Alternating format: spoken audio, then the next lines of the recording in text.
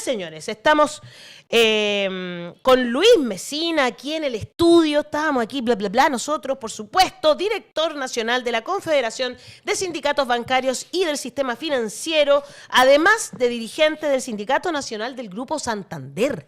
Justo el banco que primero salió, porque era un ejecutivo del Santander, el que primero apareció, después empezaron a aparecer otros ejecutivos de otros bancos, había una mujer que era como la que la llevaba en el Banco Estado, pero lo cierto es que justamente son los que están vinculados a esta operación para blanquear los dineros del tren de Aragua. ¿Cómo opera esto y qué hace, qué lectura hace sobre esto Luis Mesina? A continuación en La Voz de los que Sobran. Bienvenido. Hola, ¿qué tal? Muchas gracias por la invitación.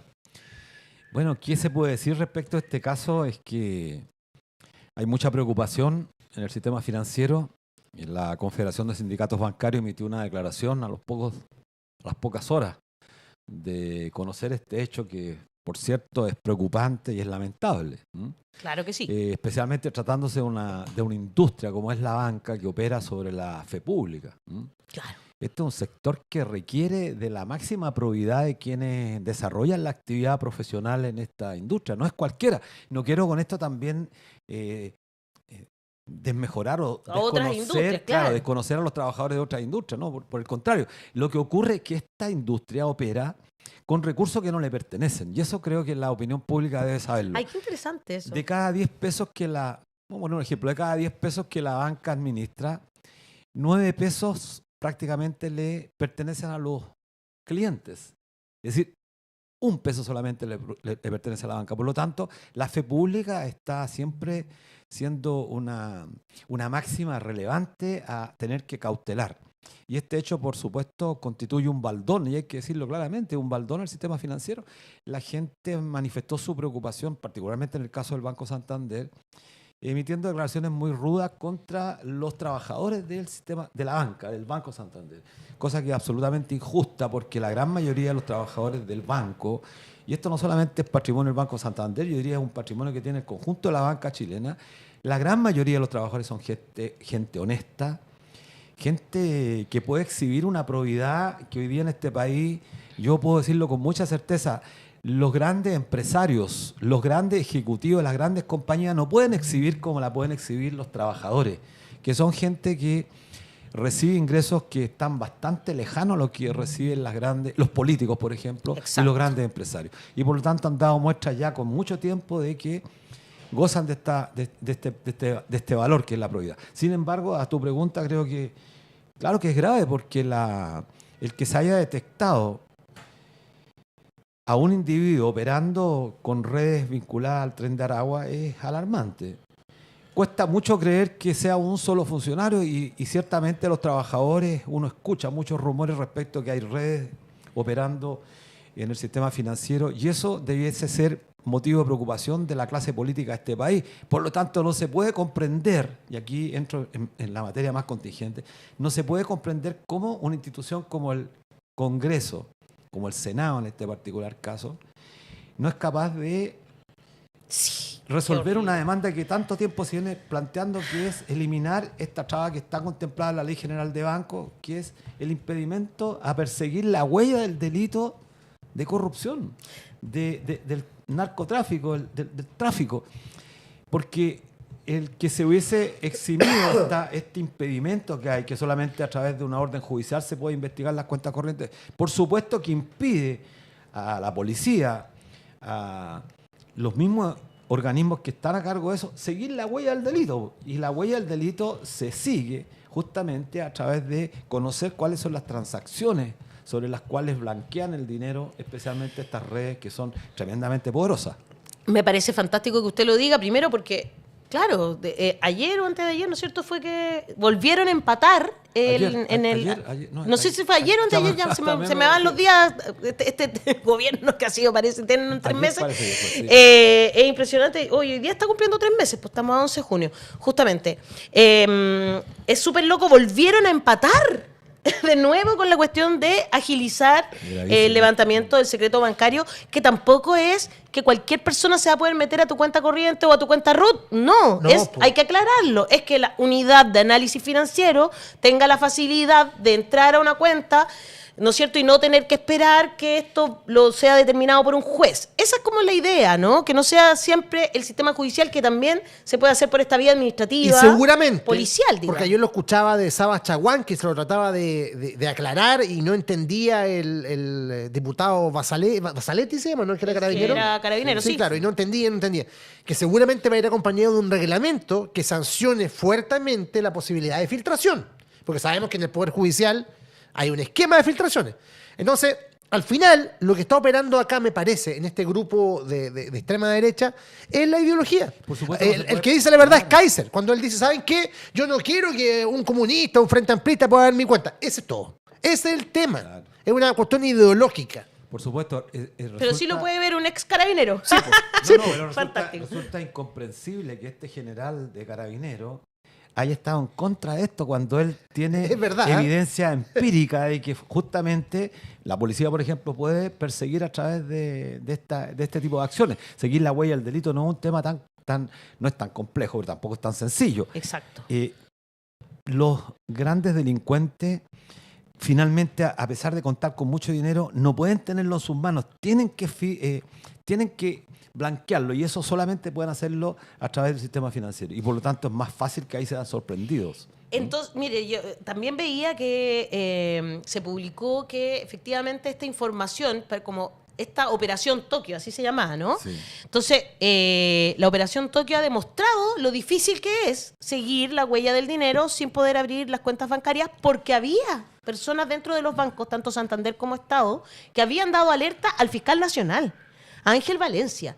Y se demoró esto, se fue demorando, hasta que llegamos a estas cientos de miles de millones de dólares blanqueados, digamos. Y es bien, ¿qué tan metido está el crimen organizado? ¿Qué tanto ha penetrado en la banca?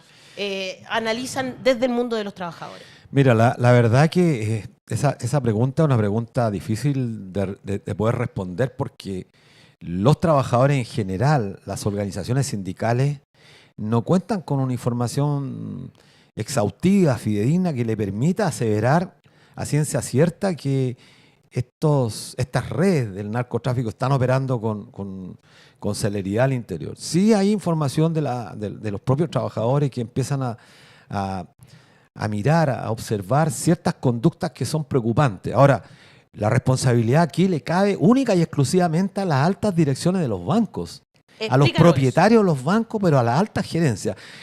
Cada uno de los sindicatos está operando. Nuestro sindicato está operando, pronto tiene una reunión con la dirección del banco. La Confederación también está evaluando ahora en estos días una reunión con la alta dirección del conjunto de los bancos, porque este tema no puede ser soslayado.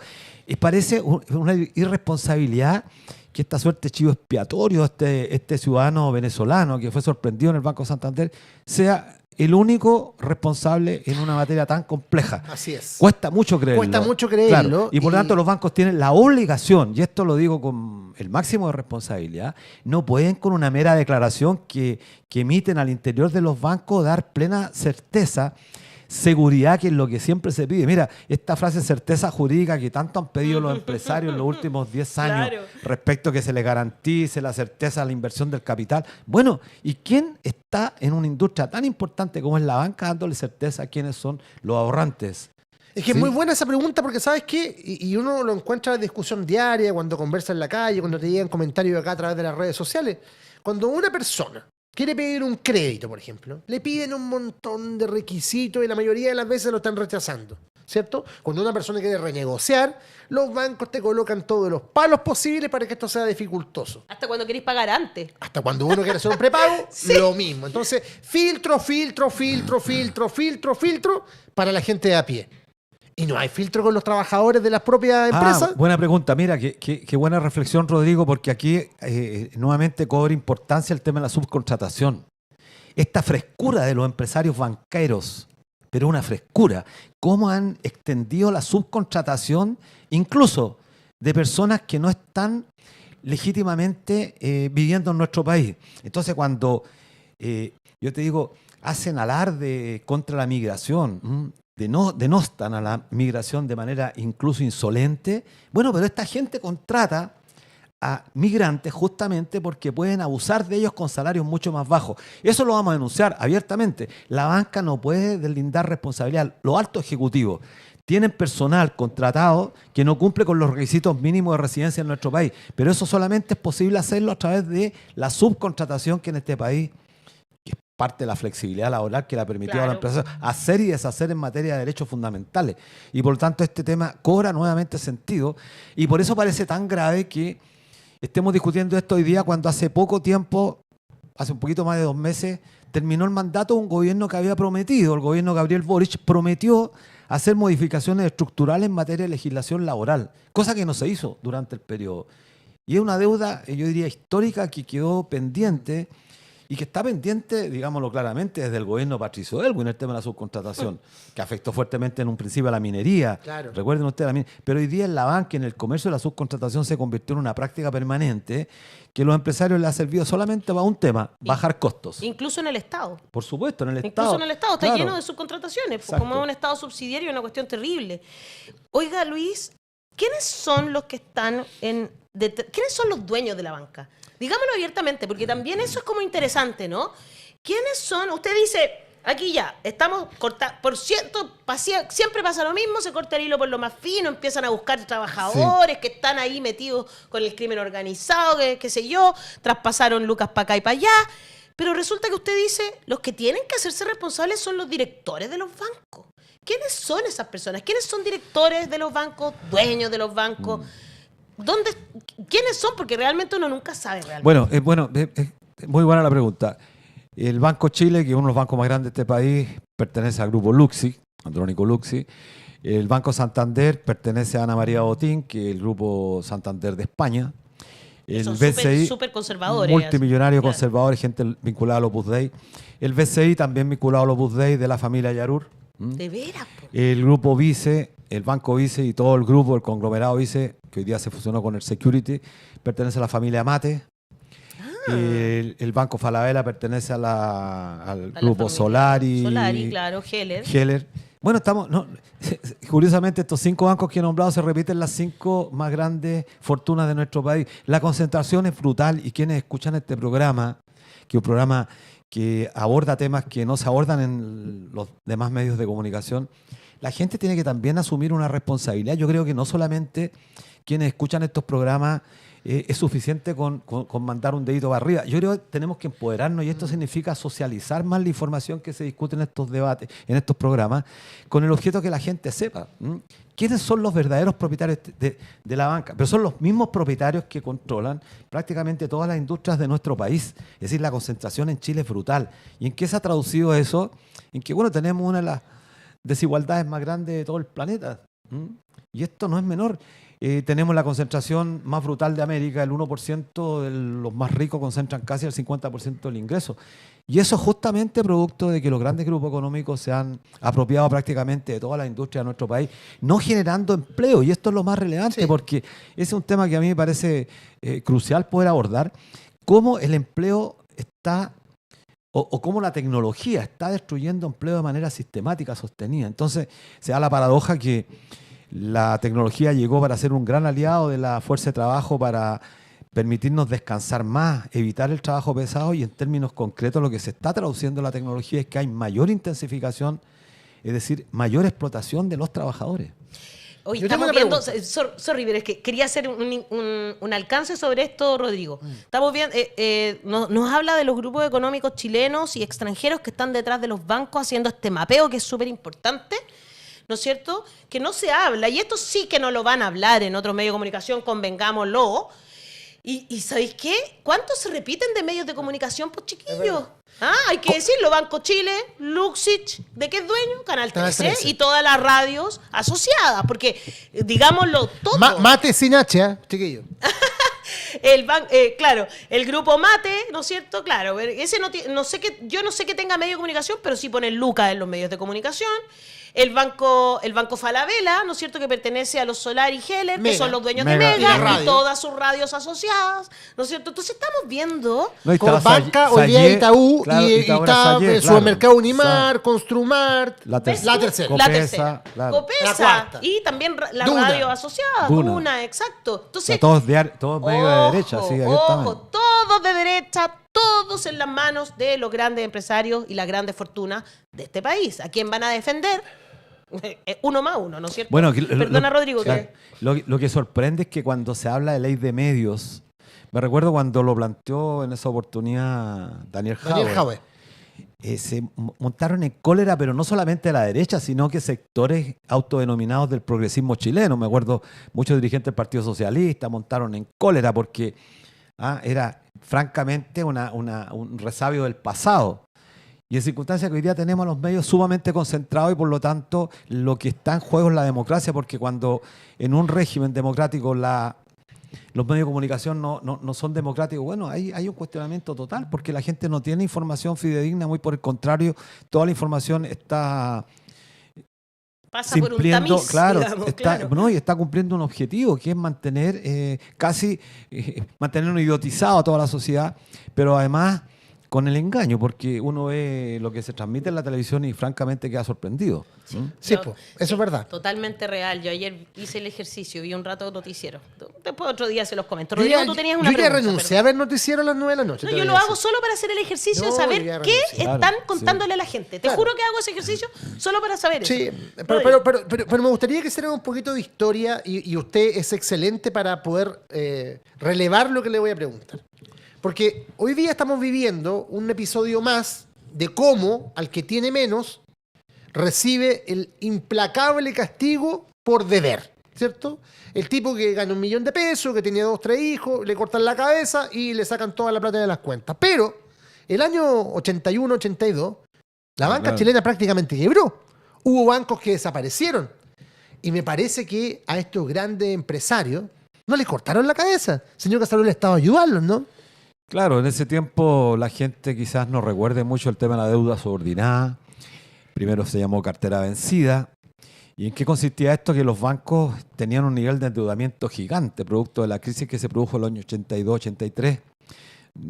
Quizás la gente más joven no recuerde, el tipo de cambio en este país era 39 pesos y de la noche a la mañana esto se modificó y por lo tanto las deudas que miles de chilenos tenían en dólares se vieron en la quiebra. Claro. Y el país quebró en realidad, el país quebró.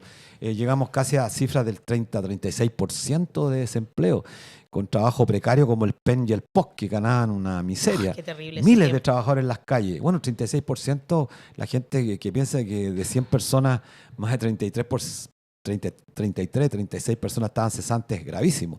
Bueno, cayó todo, quebraron muchas empresas en este país y ese fue, yo diría, la puerta de entrada para que en nuestro país se privatizara todo a precio de huevo, nacieran los grandes grupos económicos, pero en términos concretos lo que hizo el Estado chileno y particularmente Pinochet con la mano de Vigi fue un salvataje tremendo a la banca a través de la famosa deuda subordinada que consistió sencillamente en transferir lo que tenía usted en deuda a través de un pagaré que el Banco Central le compraba, le pasaba a usted el dinero y ellos se quedaban con un pasivo. El Banco Central, es decir, todos los chilenos nos quedamos con un pasivo que significó más o menos a la fecha más de 5 puntos del PIB de este país. 5 por 3, 15, es decir, más de 15.000 millones de dólares si lo llama a términos reales. Fue una cantidad sideral de recursos. Y eso fue un salvataje que le permitió a la banca, después de un convenio, pagar en 40 años. O sea, ese era el plazo que Claro. le da a cómodas tasas de interés para que la Sí. pagaran en 40 años. Una deuda que habían contraído ellos producto de la voracidad del capital, de la codicia enfermiza que tenían. Bueno, ahí se derrumbó el grupo Vial. Cruzat también, Vial, sí, claro. Cruzat Larraín, Sí. que era el grupo Santiago, un banco grande que hubo en Chile, acuerdo. el banco más grande, el Banco Santiago. Y era todos bancos que prestaban sin ningún tipo de, yo diría, de pudor. Era impúdico todo lo que pasaba en la banca. O sea, tiraron la casa por la ventana, pero los trabajadores vieron muy poco de ese éxito. Me recuerdo, yo trabajaba en la banca en ese tiempo. Claro, y ganábamos más que ahora, es probable. Es increíble que antes ganábamos mucho más de lo que ganamos ahora los trabajadores bancarios. Mucho más. Qué increíble eso. Mucho más ganábamos. Y en tiempos donde no había tanta tecnología, donde la productividad hoy día se ha incrementado fuertemente, teníamos muchos más beneficios.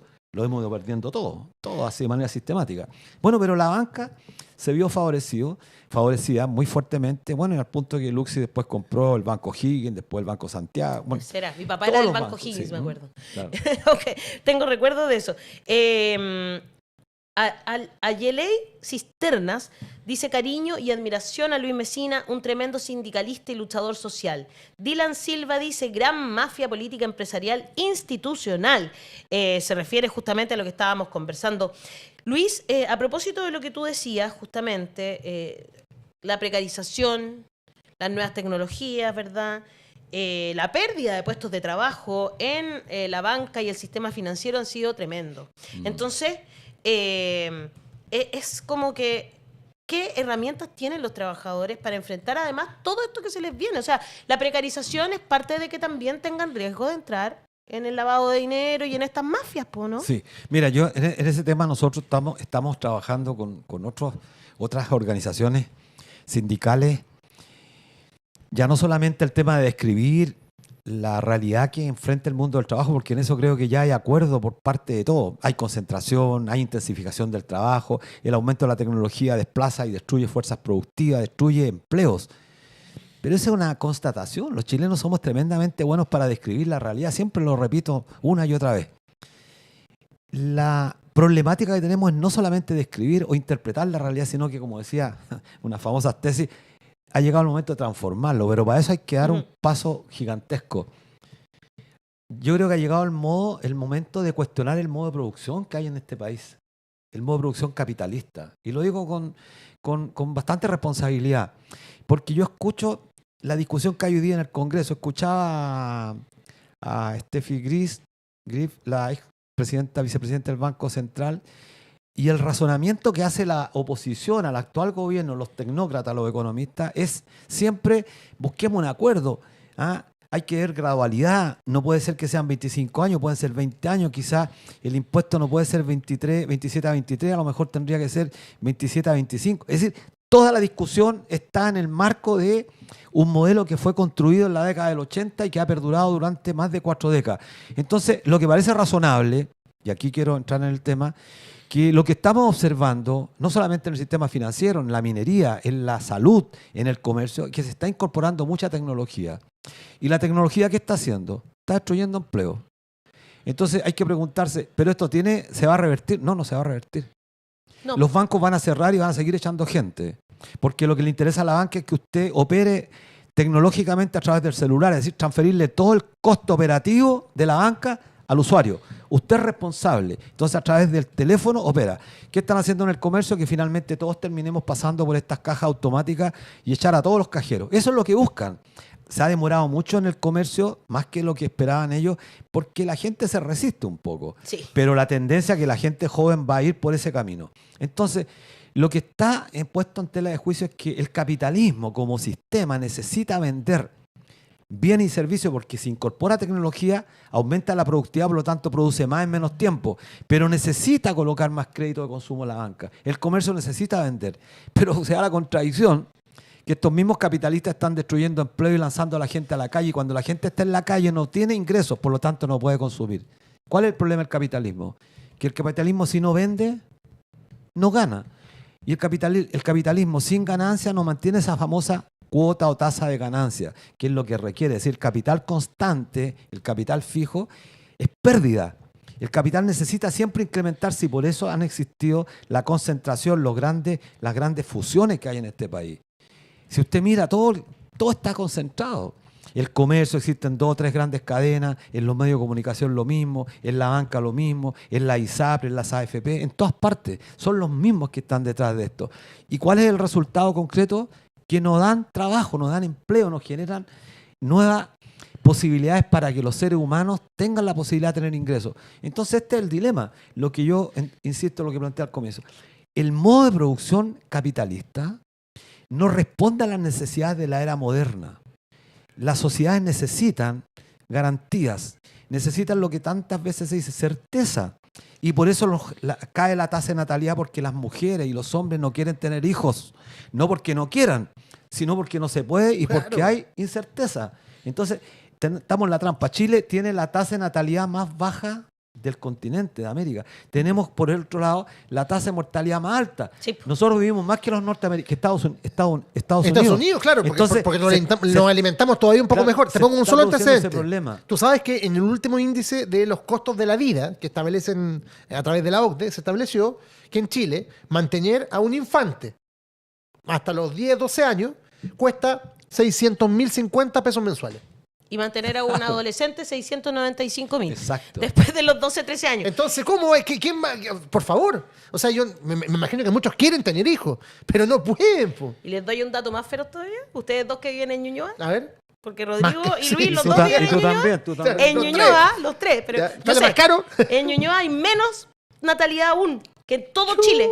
0,9 por hijo por mujer. O sea, ni siquiera alcanzamos a tener uno por mujer. Grave, Gravísimo. Claro, Y eso se está tiene que ver. envejeciendo, se está envejeciendo. Mira, pero aquí, y termino con lo que plantea. Entonces, ¿cuál es la tarea grande a quienes nos escuchan? Y quienes escuchan este programa, la gran mayoría son trabajadores. Así es. Viven de su esfuerzo, trabajan en su casa, trabajan vendiendo en la cola de una feria porque no tienen empleo formal, pero son trabajadores. El trabajador es todo sujeto que vive de lo que su fuerza humana genera. Entonces, si una persona trabaja en la feria con un paño vendiendo, es trabajo humano, porque está entregando humanidad Tal a cual. cambio de un ingreso. No es trabajo formal, pero es trabajo. ¿Cuál es la solución que tenemos? La aspiración nuestra es confiar, y lo voy a decir, me permito esta licencia y a lo mejor ustedes no están de acuerdo al programa, pero creo que no es seguir confiando en lo que hemos confiado en los últimos años sin éxito. Siempre los partidos políticos. Creo que hay que buscar otro tipo de confianza. El movimiento social, los sindicatos, pero los sindicatos autónomos, los sindicatos que realmente se deban a sus trabajadores, no los sindicatos manipulados, no los sindicatos corruptos, porque así como hay partidos corruptos, como hay políticos corruptos, también hay que decirlo, hay muchos sindicalistas corruptos, hay muchos políticos corruptos, y tú lo sabes, Alejandra, Por supuesto. dirigentes sociales corruptos También. que entregan, Cooptados. claro, cooptados por una granjería, pero mínima, que es francamente indecente. Entonces, creo que la sociedad tiene que apelar también a una suerte de moral, que es con la cual nos creamos los más viejos. Yo en algún programa aquí lo decía, en el colegio nos enseñaban a no tomar la goma, el lápiz, la regla de un compañero, porque ese era un delito. Entonces te formaban con valores y tú lo tenías encarnado en tu personalidad. Hoy día, bueno, lo que vemos es que el robo parece como es tan impune, hay que robar. Pues. Ese es el mensaje Hoy- que da la autoridad. Hoy día llegan los apoderados a increpar a los profes A los y a las profes. profesores, Vamos a claro. estar conversando. Mira cómo nos diste Sí, el no, los pase profesores son lo gol, más. como que fuera, pero ya Sí. Luis Messina es el mejor partner y me da el pase gol Sí, por justamente supuesto. para seguir conversando sobre el mundo del trabajo, pero en esta ocasión de la educación. Porque parece se muy viene bien. Cintia Segovia, ella es dirigente de la Central Autónoma de Trabajadoras y Trabajadores, la CAT, con quien vamos a abordar las críticas a la ley Escuelas Protegidas. Sí, un Pero se- antes de terminar, Luis, Sí, por favor. una sola cosa. Mira, creo que yo siempre uso esta palabra, ya se me han cuestionado. Creo que hay reserva moral en este país. Los profesores y supuesto que profesoras son la reserva moral.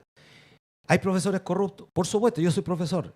Pero la inmensa mayoría de los profesores, las profesoras, hacen estoicamente una labor gigantesca que deben ser revaluadas. Así que un gran saludo a Cintia y no puedo dejar de terminar con un saludo al pueblo de Palestina, que nosotros siempre lo decimos, Palestina por siempre, Palestina debe no ser olvidada porque está sufriendo el embate gravísimo de un régimen sionista como el de Netanyahu. Así que, y muchas gracias a ustedes por invitarme, queridos compañeros. Siempre me encanta porque viene con su bandera palestina, Luis, Sí. aquí en la solapa, ¿verdad?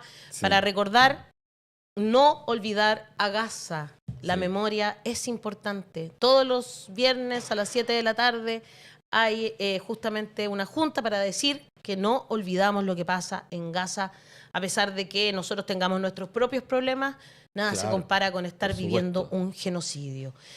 Muchas gracias, Luis, como Muchas siempre, gracias tan a lúcido y ustedes. tan claro, y con esta reflexión crítica, con historia, con memoria. No tenemos que olvidar dónde estamos.